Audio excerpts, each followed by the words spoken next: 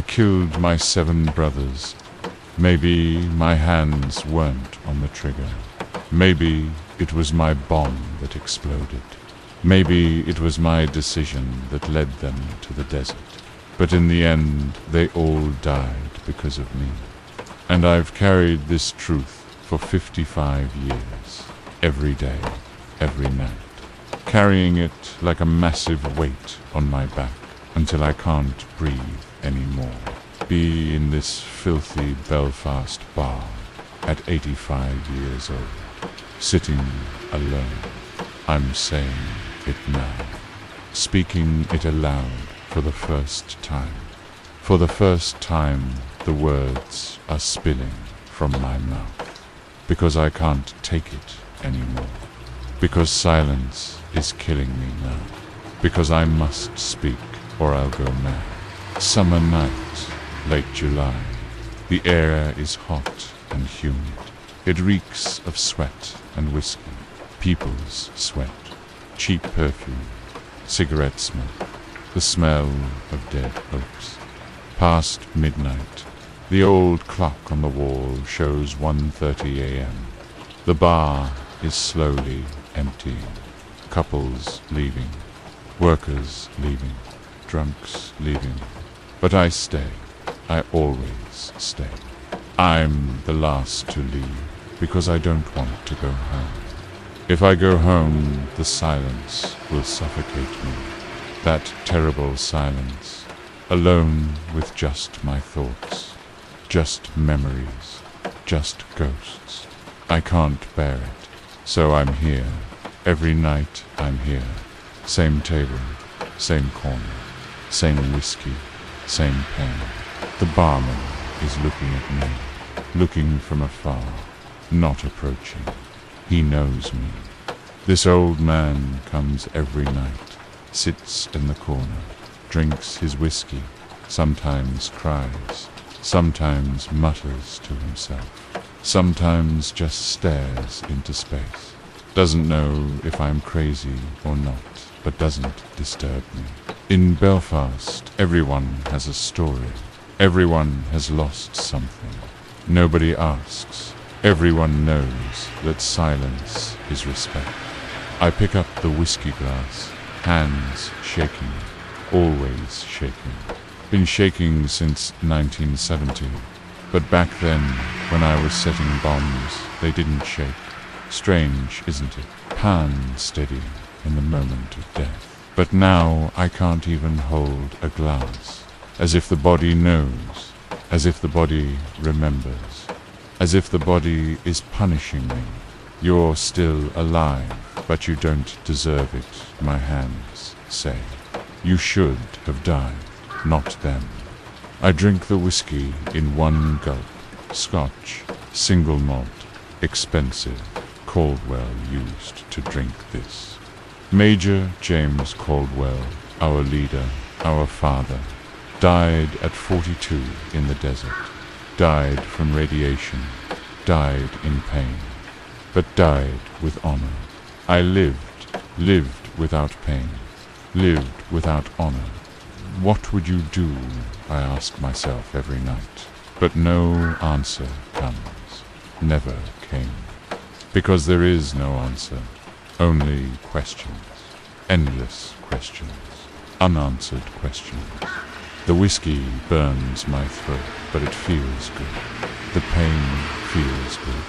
Pain reminds me that I'm still alive, that I can still feel something, that I can still hurt, because sometimes I think maybe I died. Maybe I'm a ghost. Maybe I'm just a spirit and haven't noticed. 7 brothers, 7 names, 7 faces. I see them every night. I see them in my dreams. I see them awake.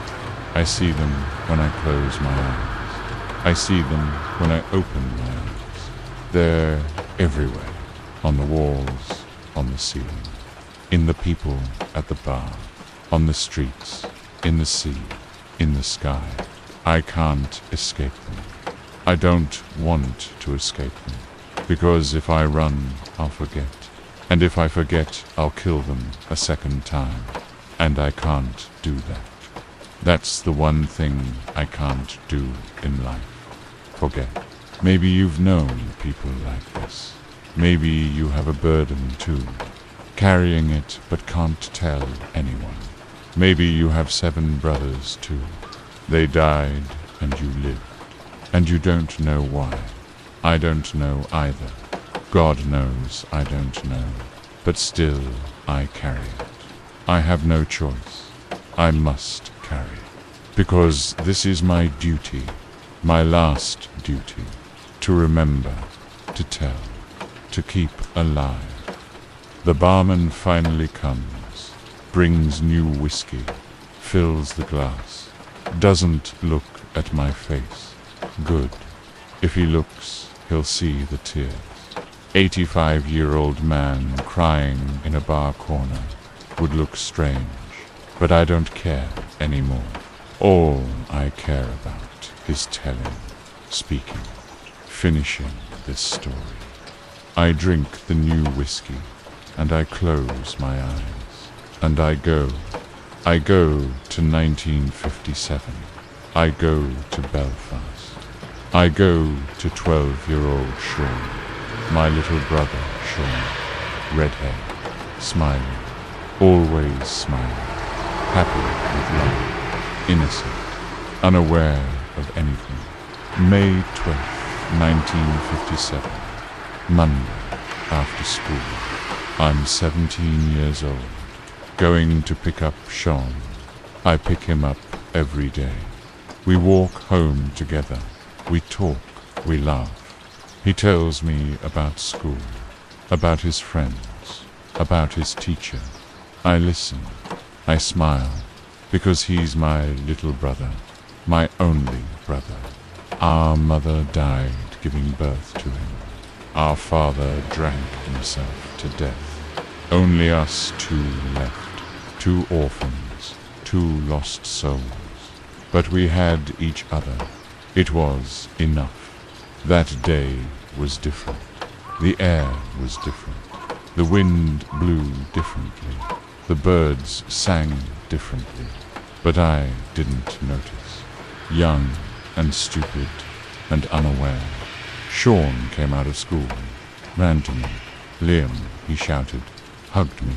Today we played football. I scored a goal, he said excitedly. I said, good lad, ruffled his hair, and we started walking.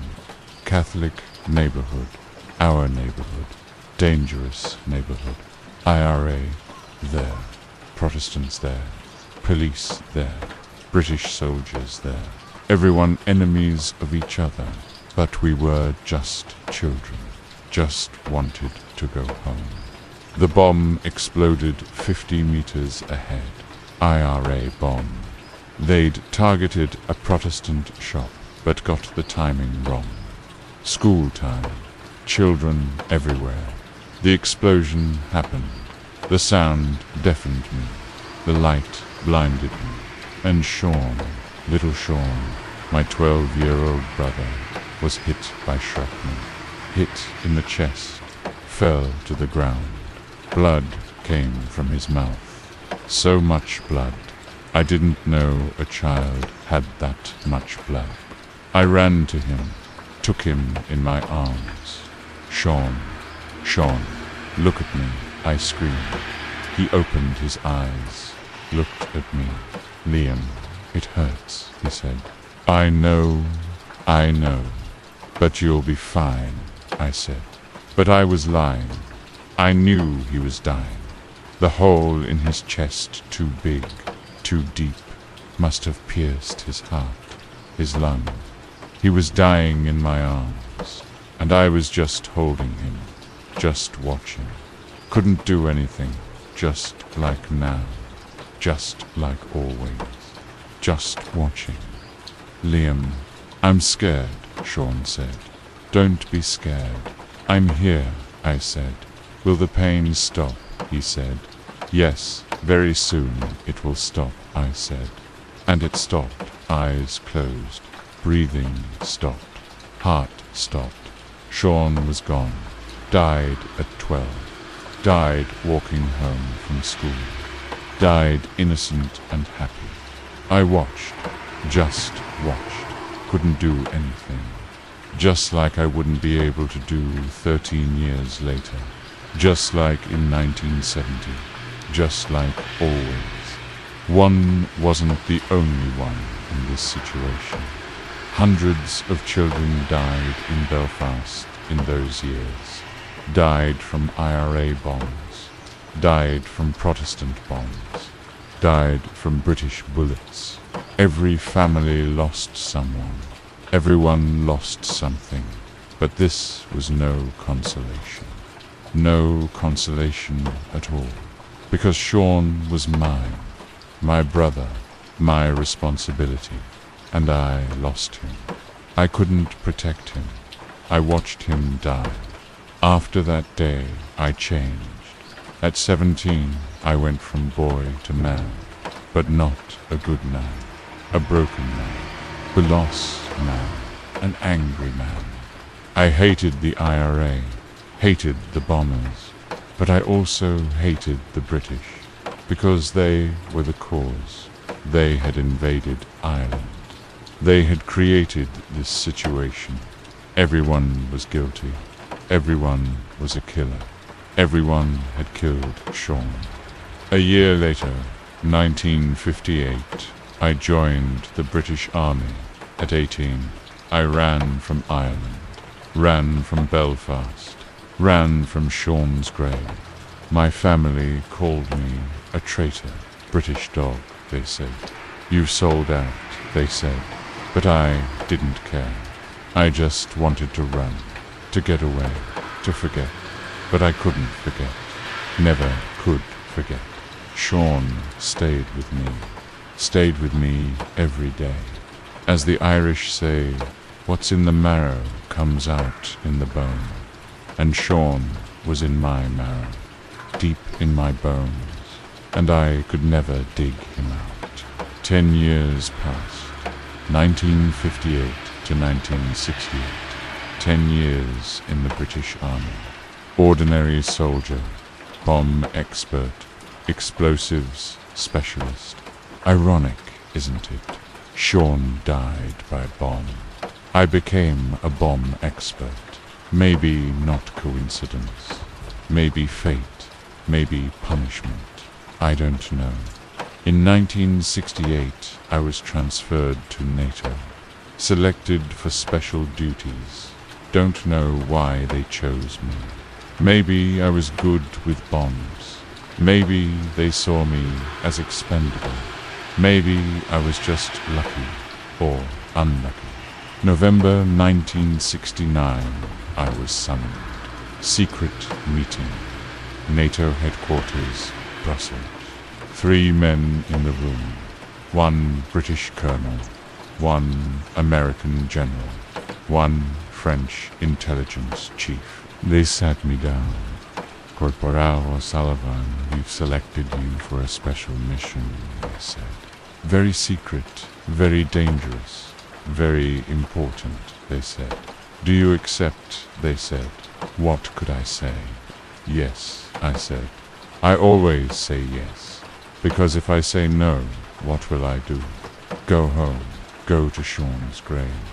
No, I said yes, and my fate was sealed that moment. The Soviets are selling weapons-grade plutonium to scientists. You'll meet them in Romania. Take it, bring it back, they said. Simple operation, takes a week. Everyone goes home, they said. Lies, all lies. But I didn't know. I believed them. Stupid and naive, I believed them. December 20th, 1969. Carpathian Mountains. NATO secret base. Snow falling. Cold and merciless cold. And there they were waiting. 7 men. 7 brothers. I didn't know it yet, but they would become brothers. My closest brothers. My last brothers. Major James Caldwell. British. 42 years old. SAS background. Malaya. and Aden veteran. But there was tiredness in his eyes, deep tiredness. I learned later, in Aden he'd killed a family. Wrong intelligence, faulty orders, but the result was the same. Mother, father, 3 children, innocent, dead. In 1967, his wife Elizabeth left him. "You've changed, James. I don't recognize you anymore," she said. Left him with 2 daughters. Sarah, 16 years old. Emma, 14 years old. He doesn't see them, could never see them, because he was ashamed, felt guilty, running away. Just like I was running. The British have a saying, "The apple doesn't fall far from the tree," but Caldwell had cut himself from his own tree, trying to plant new roots in foreign soil. Caldwell gathered us. "Gentlemen, I'm Major James Caldwell. I'll be directing this operation. Our mission is simple. We'll take plutonium from Soviet scientists. 5 kilograms. Meeting in Bucharest. It'll be finished within 24 hours. His voice was harsh and commanding. A leader's voice. A voice that inspired confidence. But his eyes were tired. So tired, as if he already knew what would happen.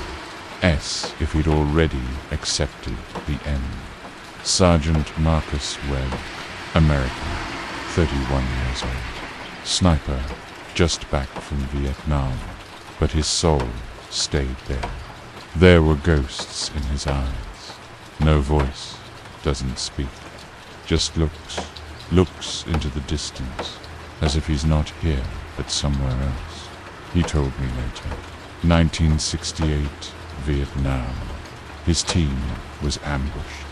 6 friends, 6 brothers, died one by one. Marcus watched through his scope, watched from 300 meters away, watched for 4 hours, couldn't save them, just watched, just like I watched Sean, just like all of us watch. Vaseline Americans say, actions speak louder than words, and Marcus's silence spoke volumes about what he'd seen. If you faced such questions, if you watched someone die and couldn't save them, then you understand, Marcus, that silence, that emptiness, that guilt, because the worst thing isn't dying. The worst thing is watching, being unable to act, then remembering forever. Lieutenant Pierre Rousseau, French, 38 years old, close combat specialist, interrogation specialist. But there was darkness in his eyes, very deep darkness. His voice soft and polite, but his hands were killer's hands. Looked clean, but you could feel it. These hands had done much, had seen much. He'd served in Algeria, 1957 a 1961, French-Algerian War. Tortured people, much torture. At first, he said, for the mission. Then he got used to it. Then he liked it. Became a monster. And now he carries it every day. You see it in his eyes. Regret, guilt, hatred, but self-hatred. The French have a saying, "C'est la ton qui fait la musique," but Pierre's music had long turned to screams. Corporal Henry Mays, Belgian, 34 years old, intelligence specialist, language specialist, speaks Flemish, French, Russian, Bulgarian, Macedonian, speaks them all. But his voice trembles, hands shake constantly, eyes avoid, can't look at people, because he served in Congo, 1959 to 1961, served as a translator, but only watched massacres, watched deaths, watched that night when 200 people died, translated the report, said it was nothing. But that night he vomited, cried, and then went silent, silent forever. Because speaking brings back the pain, remembering kills. But Henry had watched the iron burn people and never struck. Corporal Javier Ruiz, Spanish, 27 years old, communications specialist, cipher specialist, looks young and cheerful, but there's a hidden sadness in his eyes. His father was in the anti-Franco resistance. A printer printed illegal newspapers, arrested in 1956, tortured 10 years in prison. Javier didn't see his father for those 10 years, lived like an orphan at 17, and then he joined the army to escape, just like all of us. We were all running from something. We were all alone. Javier's father used to quote the Spanish proverb, "Quien tiene boca, se equivoca." He who has a mouth makes mistakes. But he'd chosen to speak anyway, and paid the price. Corporal Eero Virtanen, Finnish, 30 years old, medic, survival specialist, silent and cold, like the Finns, but warm inside, very warm. His grandfather, a 1939-40 Winter War veteran. His father, continuation war medical personnel. Eero learned from them. Survival is more important than ideology, his grandfather said. But sometimes you must die for ideology, his father said. Eero is confused, doesn't know what to think, but he knows one thing. He'll save everyone. He'll try to save everyone, because this is his duty, his last duty. The Finns have a saying, "Iai kannata, itki metara joka." On Joe Cottonut, don't cry over spilled milk, but Eero cried over every drop of blood. Sergeant Mehmet Demir, Turkish, 35 years old, infiltration specialist, local connections specialist, family from Thessalonic immigrants, 1923 population exchange. His grandfather, an Ottoman officer. In 1960, his uncle and family died in Cyprus. EOK attack. 5 people, uncle, aunt, 3 small children. Mehmet saw the bodies, never forgot. And he's seeking revenge, constantly seeking. But doesn't know from whom. From the Greeks, from the British, from himself. Doesn't know. Just fighting, constantly fighting. Mehmet lived by the Turkish. Same tech, Ildisis, semis. He was looking for the other hand, for brothers who would make noise with him. And me, Corporal Liam O'Sullivan, Irish, 29 years old, explosives expert, bomb specialist, lost Sean, lost my family, lost myself, only no bombs, only no death, and now I'm here, with 8 men, on a mission, on a line. Caldwell gave us food that afternoon, hot soup, bread, tea, first dinner together. We ate in silence. Nobody spoke. Everyone lost in thoughts. Then Caldwell spoke. Tomorrow morning we move to jeeps to Bucharest. 300 kilometers, 6 hours. Evening meeting. Scientists will come, give plutonium. We take it, return. Finished within 48 hours, he said. Marcus was first to speak. Nothing is simple, he said. Caldwell looked at him. This is simple. Just a transaction, he said. Marcus shook his head. That's what they said in Vietnam too. Just a patrol, they said. 6 of my friends died, he said, and silence fell, heavy and suffocating silence. Mehmet made tea, Turkish tea, put it in small glasses, gave to everyone, Turkish tradition. New friends drink tea first, he said. We drank, hot and strong, and that moment we started to feel. Maybe this isn't just a mission. Maybe this is something more. Maybe this is brotherhood. Maybe this is a last chance. We didn't know, but we felt it. Anyone who lived through this moment would get goosebumps, because that night, first night, 8 strangers, 8 different countries, 8 different pains, but one table, one tea, one silence, and we felt it.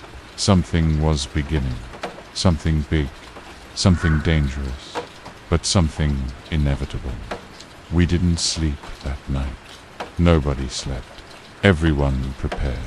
Weapons were clean. Equipment checked. I checked my bomb set, C4, timers, cables, everything in place, everything perfect. But something inside was wrong. I felt it, just like I felt the day Sean died. The air was different. The wind was different. But I didn't know what. Not yet. December 21st, morning, 6 o'clock.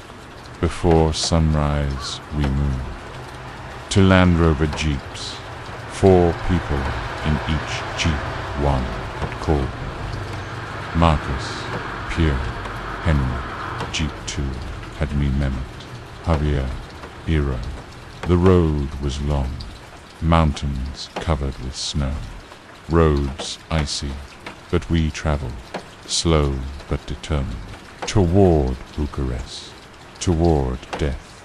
But we didn't know yet. Evening, 18 o'clock, Bucharest, city dark and gloomy. Romania under socialist regime, Ceausescu dictatorship, police everywhere, surveillance everywhere. But we were hidden, invisible, or so we thought. Meeting point was an abandoned factory outside the city, a place nobody goes. Perfect place for a transaction or for a trap, but we didn't know which. We entered the factory, dark, wet, cold, old machines rusted, walls collapsed, water dripping from the ceiling, and silence, that terrible silence. Caldwell set positions, secure the perimeter. Marcus went to the roof, scanning the area with his scope, Pierre and Mehmet at the doors, Henry in the middle with documents, Javier with the radio trying to reach command, Iro with his medical bag, me with my bomb, ready for anything. But the scientists aren't coming. 1 hour passed, 2 hours passed. Nobody came. Caldwell getting tense. Where are they, he said. Javier says no signal, cannot reach command. Marcus says movement. East side, 20 men, armed, and we understand.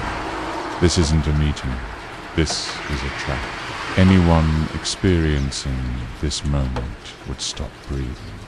Because that moment you understand you're in the wrong place at the wrong time. And death is coming fast. You can't escape.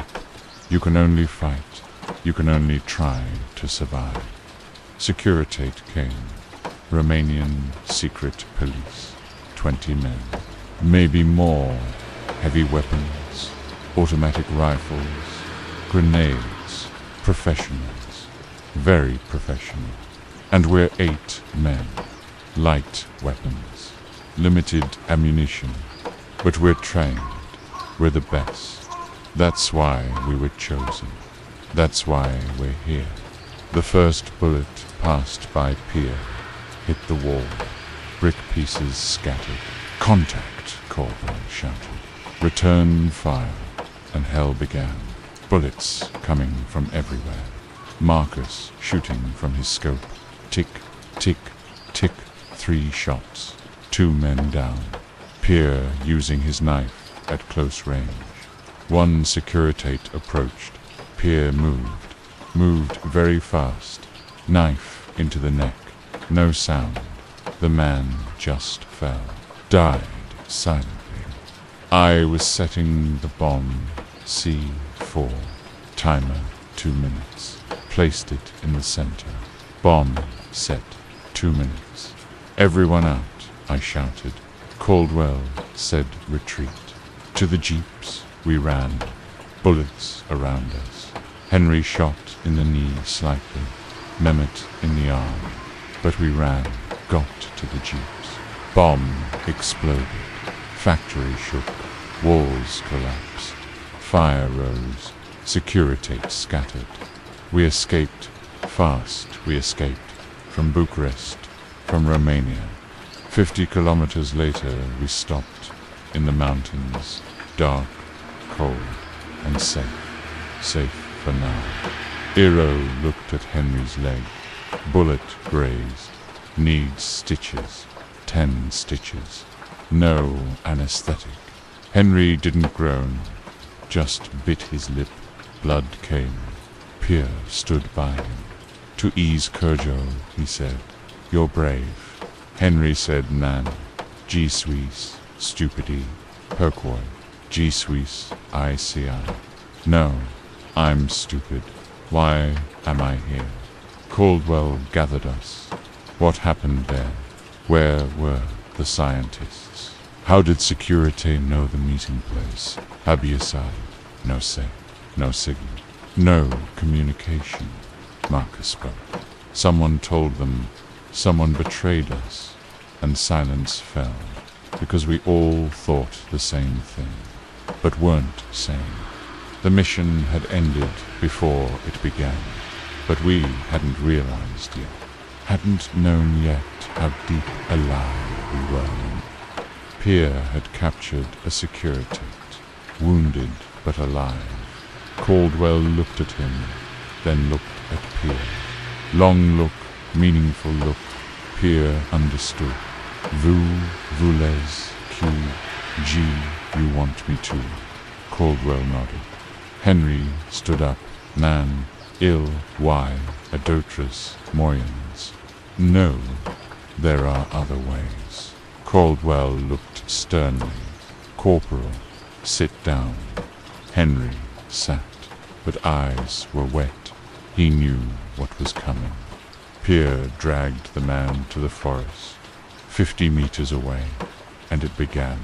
Sounds started coming. Groaning, begging, breaking sounds. Lasted 20 minutes, maybe 30. We couldn't tell how time passed. We just waited, just listened, just became accomplices, because we didn't stop it, because we didn't speak, because we allowed it. People who experience such moments never forget, because that moment you realize you're a monster too, you're evil too, you're guilty too. You didn't stop because, you didn't speak because, you watched because. Just like I watched Sean, just like Henry watched in Congo, just like Marcus watched in Vietnam. We all watch. We all are guilty. We all are monsters. Pierre came out finally, hands bloody, face expressionless, wiped with a handkerchief. White handkerchief turned red. Yugoslavia, he said. One word. The scientists escaped to Yugoslavia, took the material with them, but someone else is after them too. Caldwell said who. Pierre said doesn't know, but said French, said intelligence. And I froze. French intelligence. SDECE. Claude Beaumont, Pierre's mentor. But we hadn't understood yet, hadn't believed yet. But the seeds of doubt had been planted, would grow slowly. Late that night we found a cave, went inside, made a small fire, tried to warm up, but inside we were cold, so cold. Mehmet made tea again, last water, last tea, drank silently. Nobody spoke, everyone thinking, didn't know what they were thinking, but I could guess. How did we get here? Why are we here? What was the mission? Caldwell finally spoke. Tomorrow we go to Yugoslavia. We'll find the scientists, take the material, go home. But his voice was tired, didn't believe his own words. Marcus said, and if they're dead, Caldwell said, then we find who killed them. And then Marcus said, Caldwell didn't answer. Because there was no answer. Because there was no plan. Because everything was a lie. I was sitting in the corner, cleaning my bomb wires. C4 timers. Everything in place. Perfect. But I didn't feel right inside. I was thinking about Sean, that bomb, that death. And now I'm making bombs. Ironic. Very ironic.